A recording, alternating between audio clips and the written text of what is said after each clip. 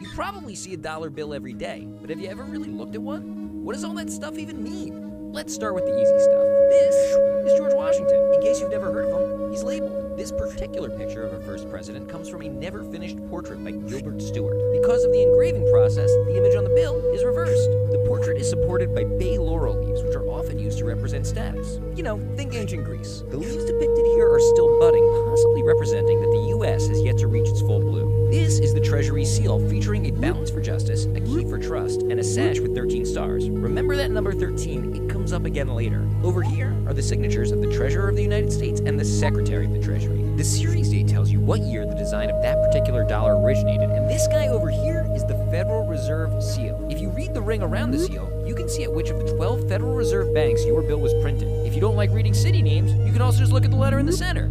Each bank has its own unique letter. You'll pause this part if you're actually interested. You'll also notice that letter is the first character in your serial number. Alright, let's flip it over to the side which is officially considered the reverse or back side of the bill. In God We Trust was adopted as the official motto of the United States in 1956. Those two circles are the two halves of our national seal, and 1 is the number of dollars that the piece of paper is worth. This is our national bird holding our national shield. The shield looks like our flag, but it's missing the stars. That ribbon the eagle is trying to eat says A pluribus unum, which is Latin for out of many one. The eagle is holding an olive branch and some arrows to represent that while we're down with peace, we are ready for war. At least he's looking at the olive branch, indicating that, you know, all things being equal, he would definitely prefer peace.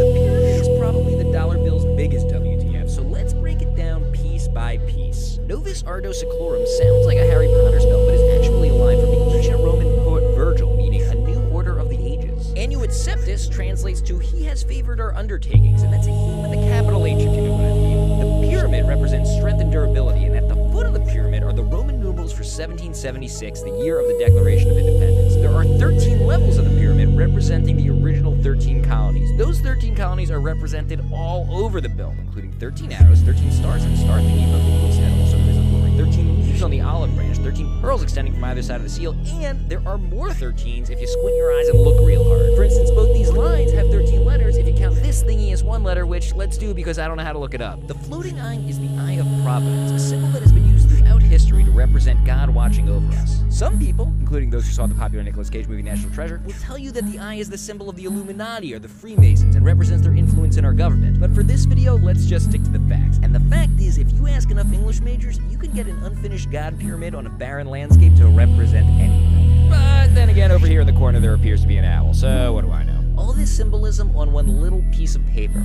Did you ever notice any of it?